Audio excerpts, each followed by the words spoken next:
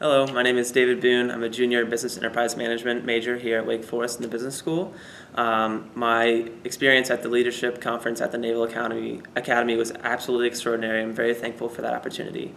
There's a few major themes I want to touch on today that we learned at the conference. And the first thing is when you're dealing with a lot of leaders, one sensitive subject to talk about is failure. But failure was a common subject in all of the talks. So there's a few points I'd like to bring up about failure. One thing we constantly heard was to fail often, fail fast, but fail falling forward, which just means that failures are going to happen no matter what situation you're in. So it's important just to recognize your failures, own up to your mistakes, and either analyze it and fix it or just move forward because there's nothing you can do about it. So it's really important to not get bogged down by your failures, but rather use it as motivation to keep moving forward.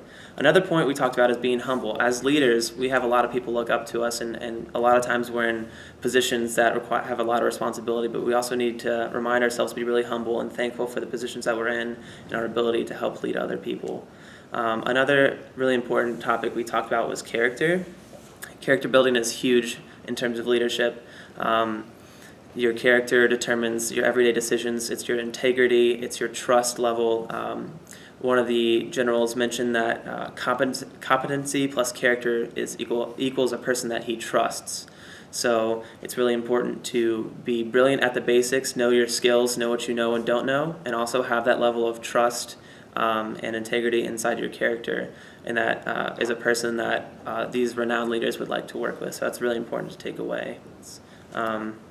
Another cool concept I learned from a guy named Rear Admiral Del Buell was a pyramid concept. So it was in terms of leadership. So the higher you go up in a pyramid in terms of leadership, the higher position you get, you need to flip the pyramid upside down, and then you need to view it from you're the bottom and everyone above you is who you work for. It's not the other way around. They don't work for you. If you view it like that with the servant leadership mindset, with the mindset to be as a service to everyone else, that's all you are as a leader, is you're helping serve everyone else. It really puts a new perspective on how you lead others. And that also goes along with the humbleness that I talked about earlier. But I'd like to thank everyone at Wake Forest for this opportunity. I can't wait to share it in the clubs I'm involved with. I'm also an RA on our first year communities, so I'd love to share that and treat my community as a team, and especially emphasize the relationships with each one of those people. That was another big point at the conference, is relationships with your people, taking care of your people.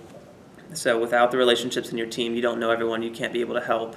If you can create the type of relationship environment where people can come to you with their troubles and with their problems, that's the environment you want to create, so you don't have unknown problems heading forward into a tough situation.